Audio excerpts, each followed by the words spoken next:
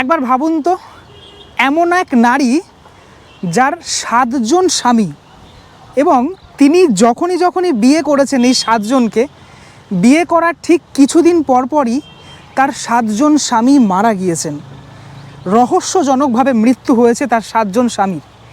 ঠিক এমনই একটা জায়গায় দাঁড়িয়ে রয়েছি আমি, আমার গায়ে কাঁটা দিচ্ছে। চুঁচুড়া শহরে এই এমনই একটা জায়গা, সুসানা আন্না মারিয়া স্মৃতিসৌধ। আজকে এই স্মৃতিসৌধের ইতিহাস, সেই ইতিহাস আপনাদেরকে বলবো এই ভিডিওতে। চুঁচুড়া শহরে যারা থাকেন তারা মোটামুটি এই স্মৃতিসৌধ দেখে থাকবেন, কিন্তু আমি যেহেতু এখানকার বাসিন্দা নয়, তা একবার দেখতেই চলে আসলাম। যদিও ভিতরে ঢোকার কোনো রকম পারমিশন নেই, কারণ এখানে রক্ষণাবেক্ষণের দায়িত্বও এই মুহূর্তে কাউকে দেখছি না, সাথে সাথে তালাটাও বন্ধ রয়েছে। তাই বাইরে থেকে আপনাদেরকে দেখাবো, এবং আমি বাইরে থেকে যতটুকু দেখতে পাচ্ছি আপনাদেরকে এই ক্যামেরার লেন্সের মাধ্যমে ভিতরে প্রবেশ করিয়ে নিয়ে যাব। সাথে সাথে আজকের এই ভিডিওতে আপনাদের সাথে আলাপ করাবো আমারই সহবন্ধু রমেনদাও মোটামুটি ইতিহাস নিয়ে চর্চা করে আর খুব ভালোবাসে ইতিহাসকে, যার জন্য আজকে আমার ভিডিওতে সামিল রমেনদা একটুখানি বলবে এটার ইতিহাস সম্পর্কে। রমেনদা, হালকা করে তুমি বলো যদি এইটার ব্যাপারে। দেখো, প্রথম কথা হচ্ছে ইতিহাস মানেই কিন্তু আমাদের কাছে সবসময় কিন্তু একটা কি বলে যে চাহিদা, অর্থাৎ অতীতকে ফিরে পাওয়ার একটা কিছু ঘটনা। এবং সেই অতীতকে দাঁড়িয়ে তুমি যদি দেখতে পাও যে তুমি প্রায় 250 বছর আগের একটা অতীতের সামনে দাঁড়িয়ে, সেখানে তো তোমার গায়ের রোম খাড়া হবেই। 250 বছর পয়েন্ট টু বি নোটেড, এই টোটাল যে স্মৃতিসৌধ এটা 250 বছর। এবং কোন মানে এটা কাদের সংমিশ্রণ সেটাকে বলো। প্রথমে বলি, এটা কিন্তু ডাচ আর ইন্দোর একটা সংমিশ্রণ রয়েছে, কারণ এখানে প্রথমে ডাচেরা কিন্তু থাকতেন, যাদেরকে আমরা কখনো ওলন্দাজ বলি। এবং সব থেকে বড় কথা, এই ওলন্দাজদের পরে কিন্তু তাড়িয়ে ইংরেজরা এই জায়গাটাকে অগ্রাসন করে ইংরেজরা। কিন্তু সব থেকে আশ্চর্যের বিষয় কি জানো, এখানকার এই যে মহিলা, অর্থাৎ এখানে কেউ রানীমা বলতো তাকে, ঠিক আছে, অর্থাৎ এই যে সুসানা মারিয়া যিনি রয়েছেন, একটা ভীষণ রহস্যময়। কী রহস্যময়? অনেকে বলেন যে ইনি নাকি প্রথমে বিয়ে করেছিলেন এক ডাচ ডিরেক্টরকে, পরিচালক। তিনি হঠাৎ করে মারা যান এবং খুঁজে পাওয়া যায় না, শোনা গেছে এরকম একটা ঘটনা। এরকম যেতে না যেতে আবার নাকি তিনি 1 থেকে 1.5 বছরের মধ্যেই বিয়ে করেন একজন ইংরেজ ব্যবসায়ীকে। শোনা যায় তিনিও নাকি অন্তর্ধান হয়ে যান, অর্থাৎ তাকেও নাকি খুঁজে পাওয়া যায় না। 1 থেকে 1.5 বছর, হ্যাঁ। এবং এই করতে করতে তারপর এখানকার কিছু মানুষজন এবং আরও কিছু বই যেগুলো আমরা পড়েছি, চর্চা করে যেটা জানা যেখানকার ইতিহাস, সেটা হচ্ছে যে ওনার আরও 7 জন স্বামী ছিলেন, মানে আরও 5 জন, টোটাল 7 জন। তাতে নাকি 7 জন স্বামীরই নাকি অন্তর্ধান হয়, অর্থাৎ তাদেরকে নাকি খুঁজে পাওয়া যায় না রহস্যজনকভাবে। তখন সবাই একটা নামই দিয়ে দিলেন ওনাকে, যিনি হচ্ছে রহস্যময়ী একজন নারী।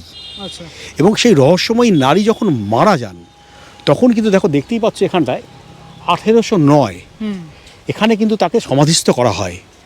অর্থাৎ এই যে জায়গাটা এমন একটা জায়গা, যেই জায়গাটাকে নিয়ে কিন্তু আমরা কলকাতার মানুষ বা টলিউড পারলাম না, বলিউড কিন্তু জেনে গেল। বলে না যে গে ও যোগে ভিক পায় না, ঘটনা কিন্তু তাই। আমরা টলিউড এত কাছে, টালিগঞ্জ কেন বলবো, এখানকার মানুষরা সত্যি কথা বলতে এখানকার মানুষরাই ঠিক করে যায় না জায়গাটা কোথায়। টোটোদেরকেও বলতে হয়, অনেক কিছু বোঝাতে হয়, আমাদের আসতেও সমস্যা হলো।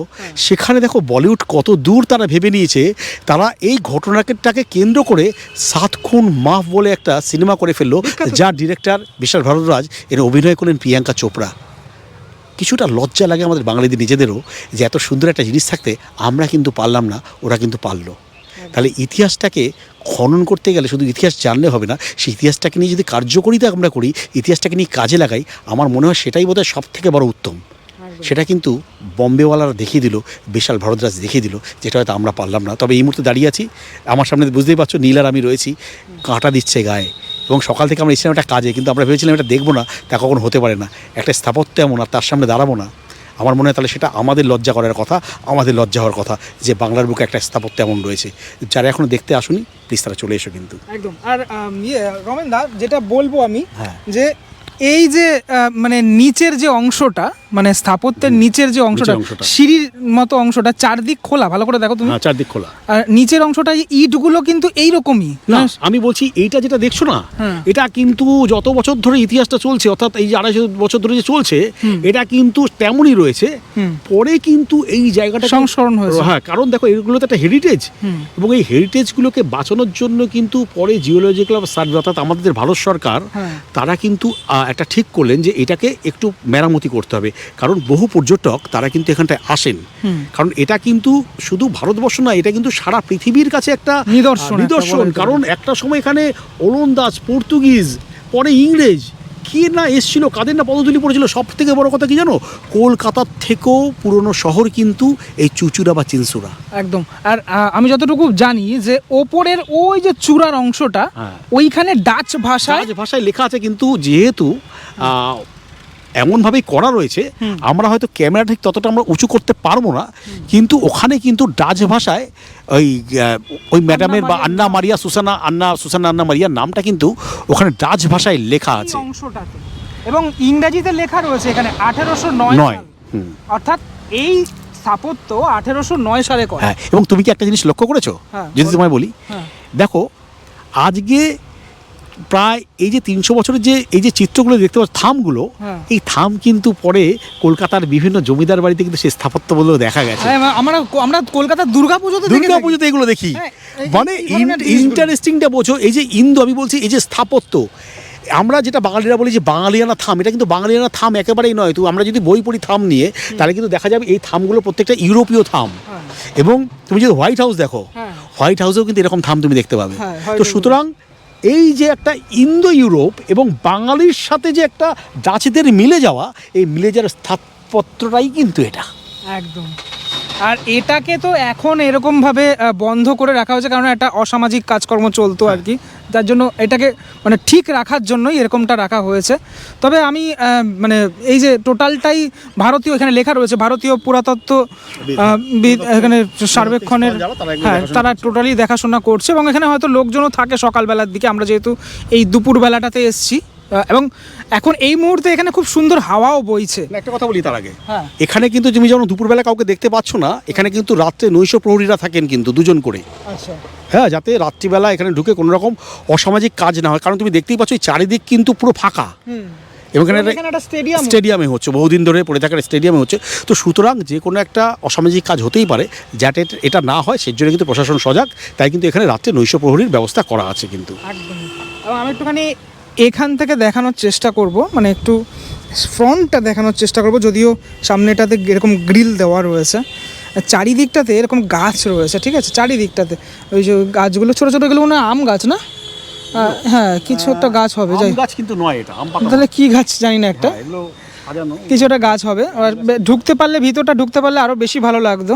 তো যাই হোক, ঢুকতে আমরা পারলাম না এখান থেকেই। না, তার আগে একটা কথা বলি নীল, হয়তো আমরা ঢুকতে পারতাম, কিন্তু পাঁচিলটা ডিঙিয়ে, পাঁচিলটা খুব ছোট, কিন্তু কখনো আমরা সেটা করবো না। এবং যারা দেখতে আসবে, যদি কখনো তালা বন্ধ দেখো, তারাও যেন না করে এটা। একদমই তাই, এইটাই বলার আমার সবাইকেই বলা, এটা করবেন না আপনারা, কেননা বলা যে যেটা নিয়ম রয়েছে সেই নিয়মটা আমাদের রক্ষণাবেক্ষণ করাও জরুরি। এবং সামনে একটা তাল গাছ রয়েছে, আমার একটা কেমন যেন গা ছমছমে মানে একটা ব্যাপার, সেই গা ছমছমের ব্যাপার কিন্তু চলে আসছে এখনই।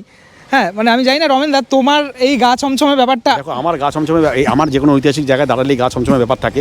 সব থেকে আমি ভাবছি যে রহস্যময়ী যে নারী, সে কিন্তু এখন এখানে ঘুমিয়ে রয়েছে। শুধু তুমি এই ফিলটা ভাবো, রহস্যময়ী নারী কিন্তু এখন এখানে ঘুমিয়ে রয়েছে। তো সুতরাং এই ফিলটা ভাবলেই তো কেমন, এই তো এই দেখো গায়ে কাটা দিচ্ছে, আমি তোমাদেরকে দেখাই, এবং আমারও গায়ে কাটা দিচ্ছে, দেখো রম দাঁড়িয়ে গেছে, গায়ে কাটা দিচ্ছে। তো সুতরাং বুঝতেই তো পারছো, তো এরকম একটা জায়গাতে মানে কিছু তো একটা পাওয়ার আছে, যে পাওয়ারটা কিন্তু একটা এরকম জিনিস তৈরি করে দেয়।